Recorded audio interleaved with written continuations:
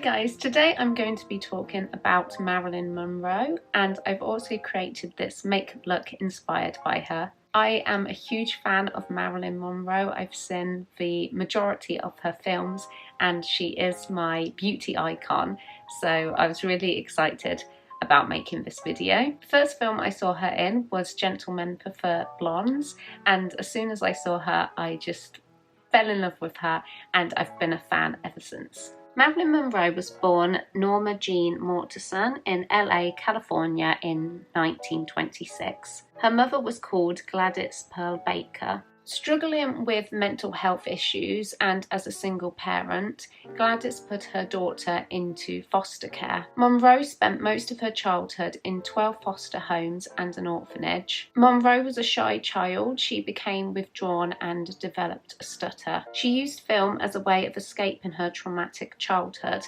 She said, "Some of my foster families used to send me to the movies to get me out of the house, and there I'd sit all day and way into the night. Up in front, there with the screen so big, a little kid all alone, and I loved it.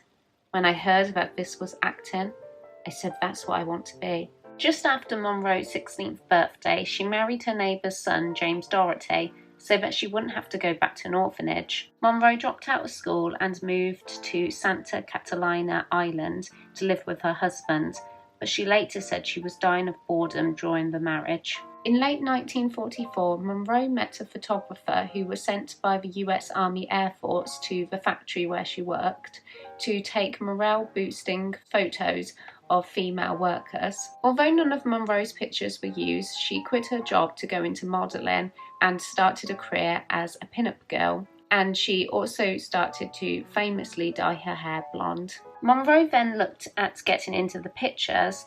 After an unsuccessful interview at Paramount Pictures, she was given a screen test for 20th Century Fox and was given a 6-month contract.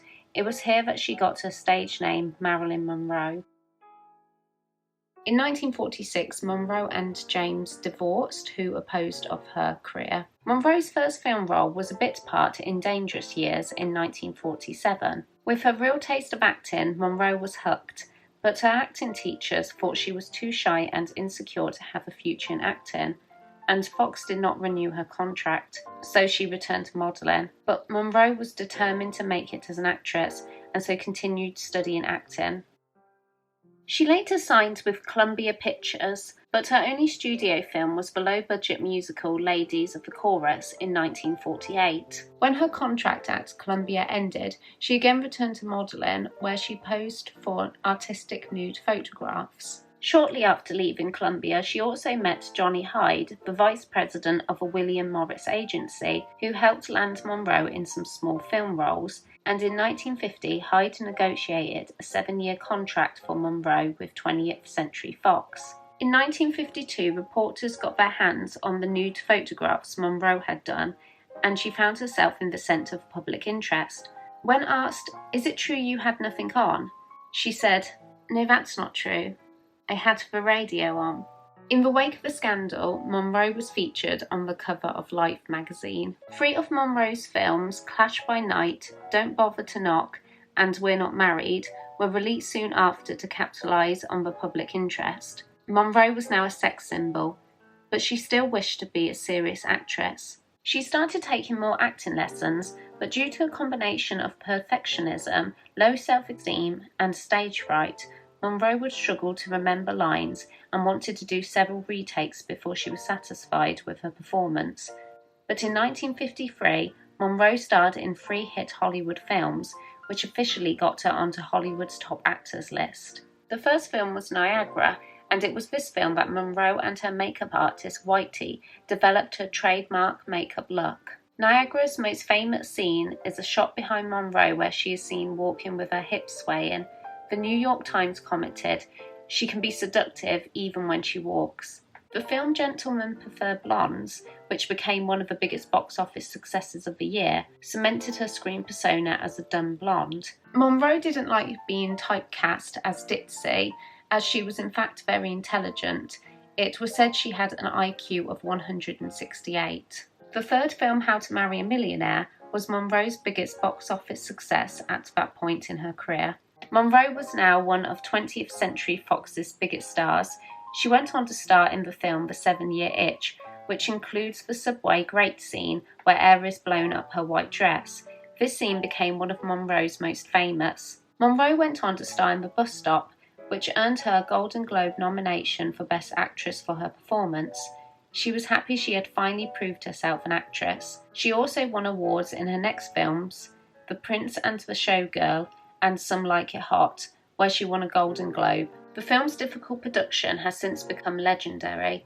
Monroe struggled to remember her lines, and there were a number of retakes. Monroe's last film, Something's Got to Give, was sadly unfinished, and her last public appearance was on the 19th of May 1962, where she sang Happy Birthday, Mr. President to John F. Kennedy, drawing attention with her costume, a skin-coloured dress covered in rhinestones, which made her appear as if she were nude. Monroe died on the 4th of August 1962 at the age of 36. Her death was ruled as probable suicide. Monroe was the most popular sex symbol of the 1950s, as well as the top-billed actress for the decade.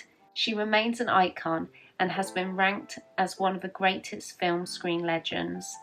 She's quoted in saying, "A wise girl knows her limits.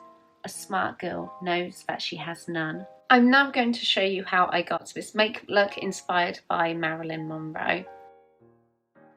To get Monroe's signature look, I'm first applying Vaseline over my face, which isn't something I would usually do, it's just for the purpose of this video, as Marilyn would apply a thick layer of Vaseline under her makeup to protect her skin.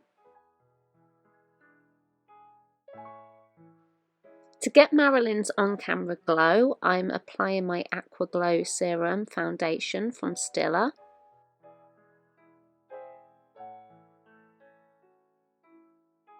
Marilyn's face was very heart-shaped, so I'm contouring down and under my jawline. I'm also contouring along my cheekbones.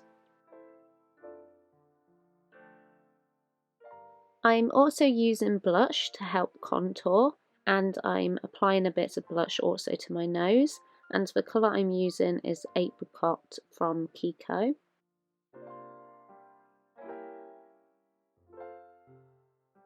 Marilyn's brows were arched and well defined.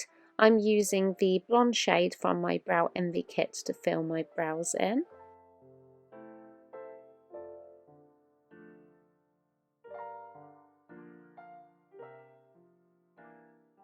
For the eye makeup, I'm first using my white jumbo pencil from NYX, and I'm applying this over my lids.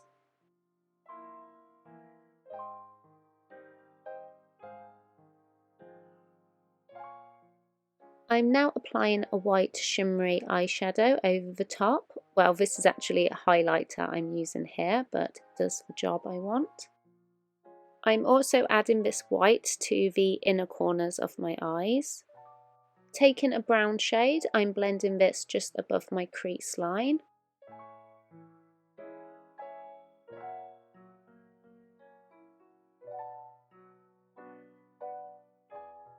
Marilyn used a dark brown eye pencil along her upper lash line.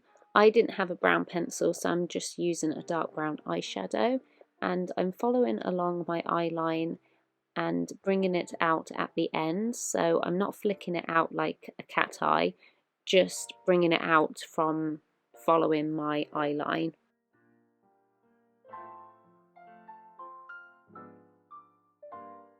And just under that extended line, I am drawing a white line with a white eye pencil just underneath.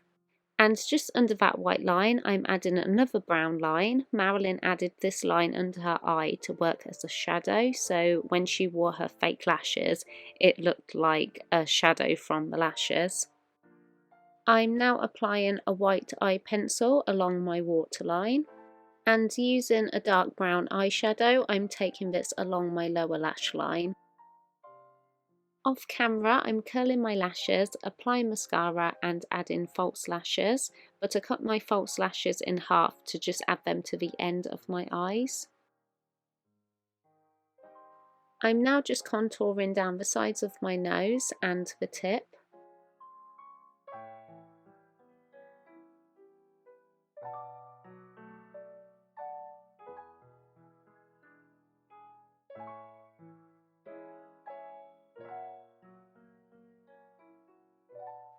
Marilyn used a lot of highlighter, so I'm applying a powdered highlighter down the bridge of my nose, along the sides of my nose, the tip and the front of my cheeks.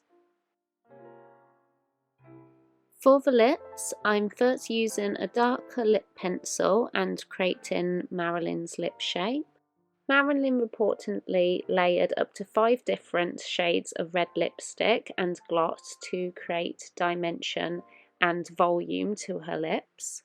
I'm first using a darker shade of red lipstick. I'm using Russian Red from MAC, and I'm applying this around the edge of my lips.